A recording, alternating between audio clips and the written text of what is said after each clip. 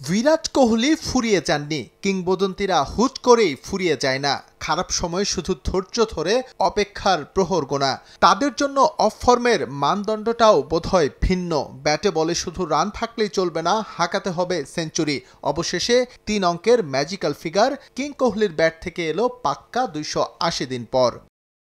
ক্যারিয়ারের শেষ বেলাতে এসেও বিরাটের সেই চিরচেনা পারফরম্যান্স, ১০০-র উপরে স্ট্রাইক রেট ধরে রেখে শেষ অবধি ব্যাটিং।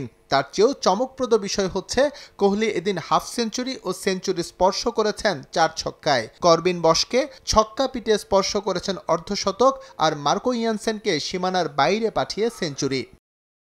রাঁচিতে ১৩৫ বলের ইনিংস খেলতে বিরাট কোহলি খরচ করেছেন ১২০ বল, ৭ ছক্কা আর ১১ চারে সাজানো তার ৫২তম সেঞ্চুরি। ব্যাটিং মায়েস্ট্রো সচিন টেন্ডুলকারের ৪৯ শতকের রেকর্ড আগেই ভেঙেছিলেন কিং কোহলি। সেই সংখ্যাটা তিনি নিয়ে যাচ্ছেন পরবর্তীতে যারা এই রেকর্ড তাড়া করবে তাদের ধরাছোঁয়ার বাইরে। বিরাট কোহলির ১৭ রান পাওয়ার দিনে নতুন রেকর্ডের জন্ম দিয়েছেন আরেক কিংবদন্তি রোহিত শর্মা। শাহিদ আফ্রিদির ১৫ বছর ধরে লালন করে রাখা রেকর্ড হিটম্যান কেড়ে নিয়েছেন মার্কো ইয়ানসেনকে ওভার বাউন্ডারি হাঁকিয়ে। দক্ষিণ আফ্রিকার বিপক্ষে এদিন ৫১ বলে ৫৭ রানের ইনিংস খেলেন রোহিত শর্মা, যেখানে ছিল ৩টি ছক্কার মার। ৩৫০ ছক্কা নিয়ে মাঠে নামা রোহিত আউট হওয়ার আগে এই স্কোর নিয়ে গেছেন ৩৫২তে। শাহিদ আফ্রিদির ৩৫১ ছক্কার রেকর্ড তিনি ভেঙেছেন তার চেয়ে ৯৯ ম্যাচ কম খেলেই।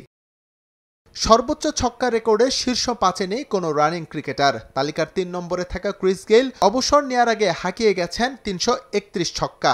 পরের দুটি অবস্থানে যথাক্রমে আছেন সনাত জয়সুরিয়া এবং মহেন্দ্র সিং ধোনি। ২৭০ ছক্কা হাঁকিয়ে তালিকার ৪ নম্বরে জয়সুরিয়া, আর ২২৯ ছক্কা নিয়ে শীর্ষ ৫-এ সবার শেষে এম এস ধোনি।